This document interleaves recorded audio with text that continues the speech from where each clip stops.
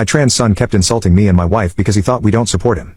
So I sent him to Russia to show him what real transphobia is. I confronted him and asked him if he used a fake ID to get in. However, he blew me off by saying, "You're only mad at me because I'm trans. If I was what you consider normal, then you would encourage me to do what I did." I tried telling him that I was worried about his future, because using a fake ID was a bad sign, but he didn't listen. Since then, every time my wife and I try talking to him about something, he accuses us of not supporting him, which isn't true. He also started calling us some names which are unsavory and insulting. And accusing us of being transphobic so many times has made my wife cry herself to sleep for the past few weeks. Well, although I was tolerating my son so far, he finally crossed the line. A few days ago, he came to us while we were watching a show on TV and turned it off without asking. He said he wanted to tell us something and didn't let me tell him that we were busy. My son told me that he read about a story where a whole family painted their nails to show support for a gay man, and it touched his heart. Then he said that since his best friend had recently come out as bi, we needed to paint our nails pink to show that we care and love her. But I told him that that's ridiculous, and that he can't force our entire family to do something like that. He just started yelling at us out of nowhere, and once again said that we're just like the rest of them. I asked what he was talking about, and he said that he had asked his friends to do the same thing but they refused. And so by his definition, all of us were being homophobic and didn't support his best friend. My wife heard that, and couldn't hold it anymore.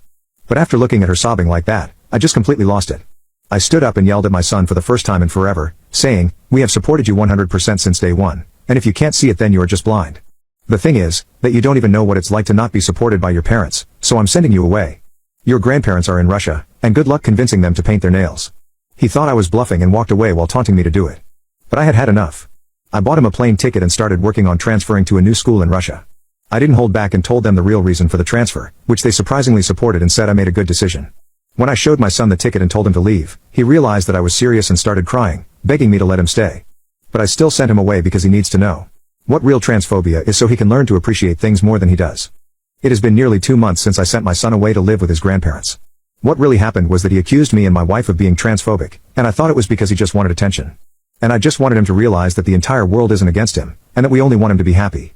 Apparently, I was right about what he wanted because he has called me 10 times in the last 2 days, and I already have a flight booked to go see him.